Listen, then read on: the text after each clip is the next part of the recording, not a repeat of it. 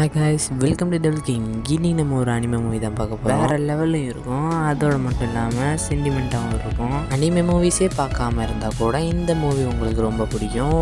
இந்த கதையோட ஒன்லைன் என்னென்னா, ஸ்கூல் படிக்கிற ஒரு பொண்ணு, அவளுக்கு சுத்தமாகவே காது கேட்காது. அதனாலேயே நிறைய பேர் அவன் புல்லிங் பண்ணுறாங்க. அந்த பொண்ணை புல்லிங் பண்ண ஒருத்தன் அவனுக்கு ரொம்ப வருஷம் கழிச்சு தான் தெரியுது அவன் பண்ணது தப்புன்னு. இந்த பொண்ணை தேடி அவகிட்ட மன்னிப்பு கேட்கலான்னு போகிறான். அந்த மன்னிப்பை இந்த பொண்ணு ஏற்றுக்கிட்டாலா இல்லையாங்கிறது தான் இந்த முழு கதையே. ஸோ நம்ம டெவில் கிங் சேனலை சப்ஸ்கிரைப் பண்ணிடுங்க. ஸோ நம்ம இன்றைக்கி பார்க்கக்கூடிய படம் என்னென்னா, 2014 ரிலீஸ் ஆன சைலண்ட் வாய்ஸுங்கிற படத்தை தான் பார்க்க போகிறோம். இசிடான்னு ஒருத்தர், அவர் தான் நம்ம கதையோட ஹீரோ. அவர் தினமும் அவர் வீட்டில் இருக்க கேலண்டரில் எதையும் நோட் பண்ணிட்டு இருக்காரு. ஈஸியாக ஒர்க் பண்ணிட்டு இருக்க ஒரு பார்ட் டைம் ஜாப், அதை விட்டு நிற்கிறாரு.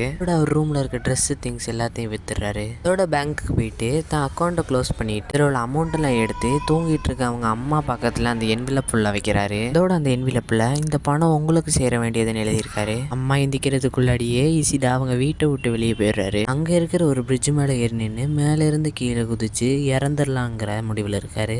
இந்த மாதிரி இசிடா சாகலாங்கிற ஒரு முடிவில் இருக்கும்போது தான் அப்போதான் அவருக்கு பழைய விஷயங்கள் எல்லாம் ஞாபகத்துக்கு வருது. அந்த விஷயத்தையும் அவர் நினச்சி பார்க்குறாரு. அப்போதான் இசிடா ஃப்ளாஷ்பேக்கை நினச்சி பார்க்குறாரு. ரொம்ப வருஷத்துக்கு முன்னாடி இசிடா 6வது படிச்சுட்டு இருக்காரு. இந்த ஸ்கூலில் இருக்கிற ரவுடி பையனே இவர் தான். ஸ்கூலில் சண்டை போடுறது, வீட்டுக்கு வந்த கேம் விளையாடிட்டே இருக்கிறதுன்னு இதுதான் அவரோட வாழ்க்கையே. அப்படியே இசிடாவோட லைஃப் போயிட்டு இருக்கும்போது ஒரு நாள் கிளாஸுக்கு டீச்சர் வந்து ஒரு அனௌன்ஸ்மெண்ட்டை கொடுக்குறாங்க.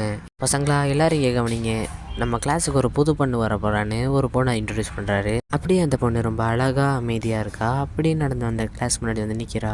டீச்சரும் உன்னை பார்த்து இன்ட்ரடியூஸ் பண்ணுன்னு சொல்கிறாரு. ஆனால் அந்த பொண்ணு எதுவுமே பேசாமல் இருக்கா. இங்கே இருக்க பசங்க யாருக்குமே புரியல, என்ன டீச்சர் சொன்னதுக்கப்புறம் கம்மன் இருக்கா. அப்போ தான் டீச்சரும் ஐயோ மறந்துட்டேனேன்னு அந்த பொண்ணு சொல்கிறல தட்டுறாரு. அப்போ தான் அந்த பொண்ணும் அவளுடைய பேக்லேருந்து ஒரு நோட் புக்கை எடுத்துக்கிறா. அதில் ஏற்கனவே நிறைய விஷயம் எழுதியிருக்கா.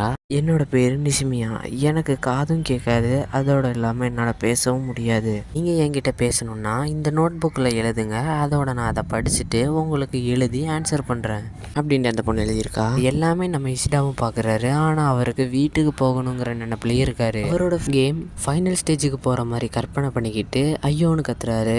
எல்லாரும் அவரையே திரும்பி பார்க்குறாங்க. அப்படியே நிசிமியாவும் கிளாஸில் ஜாயின் பண்ணிக்கிறா. மற்ற பொண்ணுங்களும் அவங்களோட பேரை எழுதி இதுதான் என் பேருன்னு இன்ட்ரோ ஆயிருக்காங்க. இப்படியே நாட்கள் போகுது. அப்போ தான் அவங்க ஸ்கூலில் வந்து ஒரு சிங்கிங் காம்படிஷன் வைக்கிறாங்க.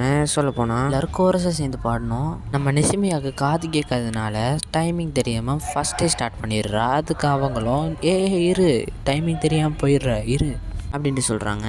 நிசிமியாவுக்கு அவமானமாயிருது.